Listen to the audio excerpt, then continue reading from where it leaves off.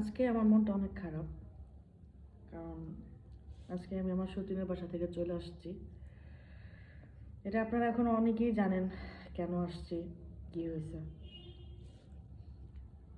তো আমার ঘরে বাজার ছিল না। আমি আমার সতীনের বাসা যাওয়ার আগের দিন তরকারিটা রান্না করছিলাম, এটা দিয়েই ভাত খাইতেছি। রাত হয়ে গেছে, অনেক খিদা লাগছে, সারাদিন খাই নাই, মনটা অনেক খারাপ ছিল।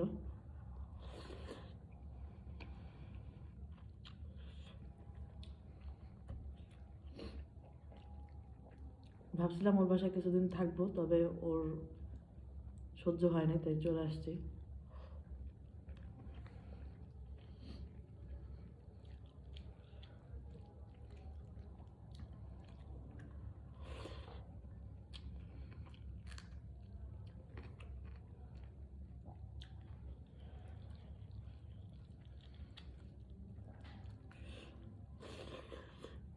হুম,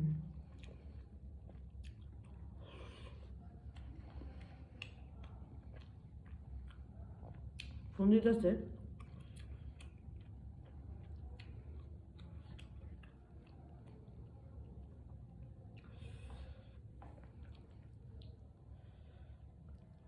হ্যালো, আসসালামু আলাইকুম। হ্যালো।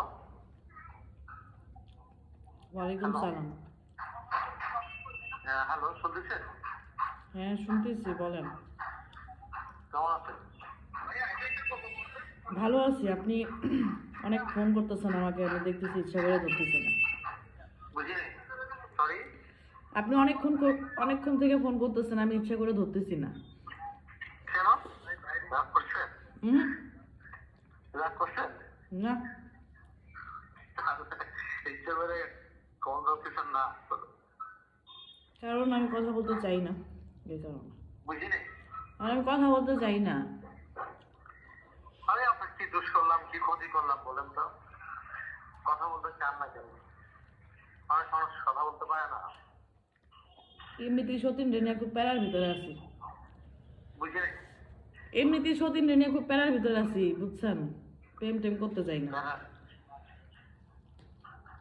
প্যারার মধ্যে আছেন? প্রেম হ্যাঁ। করতে দিচ্ছে না? না, সতীন রে নিয়ে খুব ঝামেলায় আছি। ওর বাসায় গেছিলাম, সত্যি নিয়ে? অপমান করে বের করে দিছে আমার। ওর বাসায় গেছিলাম। আপনি না বললেন এগুলো ফেক, আপনার সতীন নেই?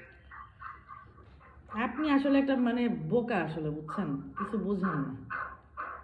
আমি আসলে আপনার সাথে কথা বলতে চাই না দেখে এগুলা বলি। হ্যালো। হ্যালো।